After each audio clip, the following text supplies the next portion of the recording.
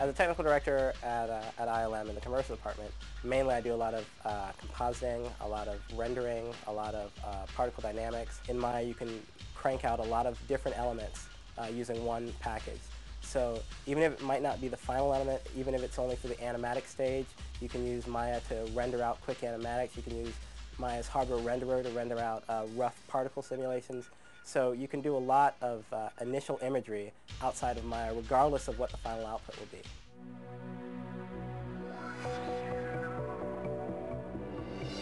To an engineer, it's the freedom to question everything.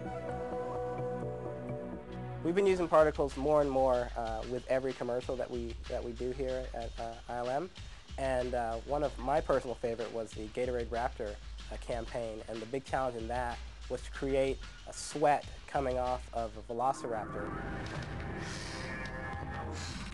In the commercial, you had Vince Carter, who plays in the NBA for the Toronto Raptors, playing basketball against a Velociraptor. And to make the Velociraptor fit into the scene, he had to have the same level of moisture and detail that Vince Carter had. So we used Maya with several different tests, a little bit of scripting, but a lot of it was straight out of the box to make the sweat drip off the Raptor, to make it fly off the Raptor, and to really make the Raptor fit in. Mel scripting is actually an element of Maya that I really enjoy, only because it allows me to let the software work for me. Daddy. Yeah, sweetie? Can the monsters get me?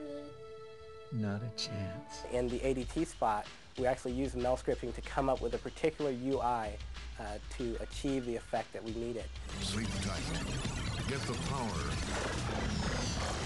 of ADT. In this commercial, we wanted to have a series of numbers enveloping a building.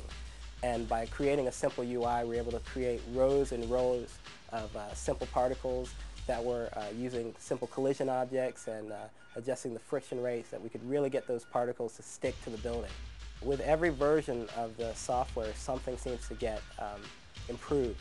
And it's really interesting for me when a new version comes out. As soon as I get it on my computer, I want to just get going and seeing what's new and what's changed and what's better.